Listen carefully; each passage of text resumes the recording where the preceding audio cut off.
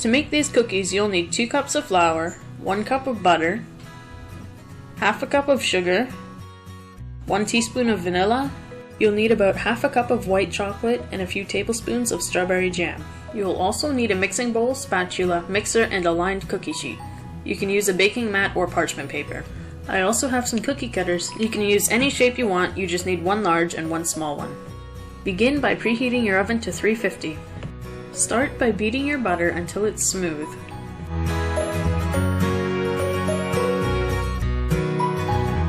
Add in the sugar and mix until it's light and fluffy.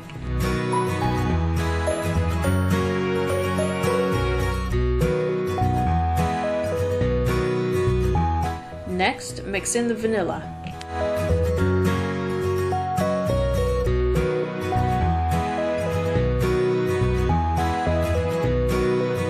Mix in half the flour either by hand or with the mixer.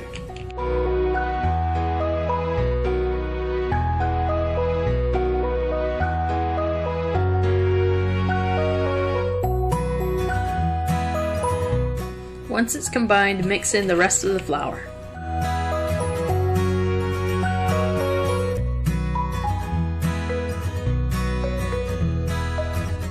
Once it's all mixed together, it'll look crumbly but should hold its shape when compacted. Now pour the dough out onto the counter. Flatten it to about 1/4 inch thick. I found it much easier to use my hands rather than the rolling pin.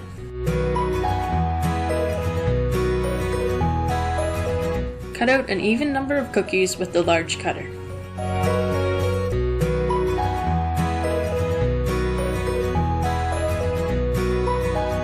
Use the small cutter to cut the centers out of half of the cookies.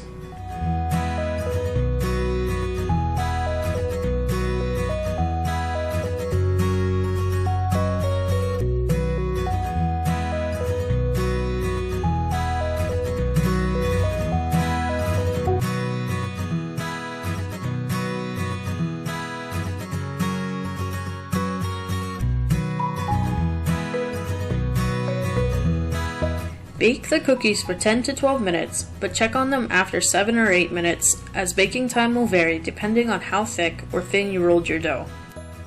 While the cookies are in the oven, you can cut out the rest of the cookies, transfer them to a plate, and then into the freezer or fridge until the last batch is done baking.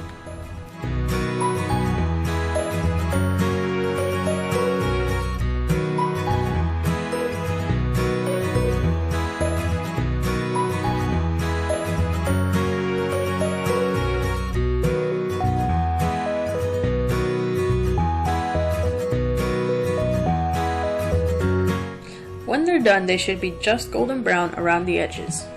Let them cool on the cookie sheet for 5 minutes and then transfer them to a cooling rack.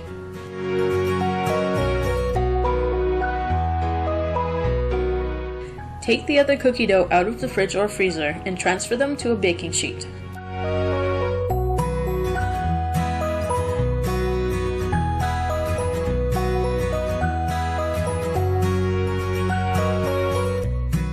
They might take an extra couple of minutes to bake, just keep an eye on them.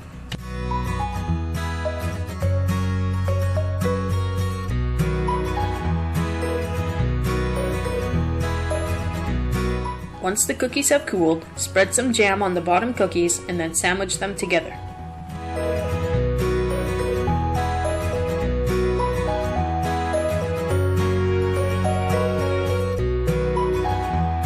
Now microwave the chocolate, stirring every 30 seconds until it's melted and smooth.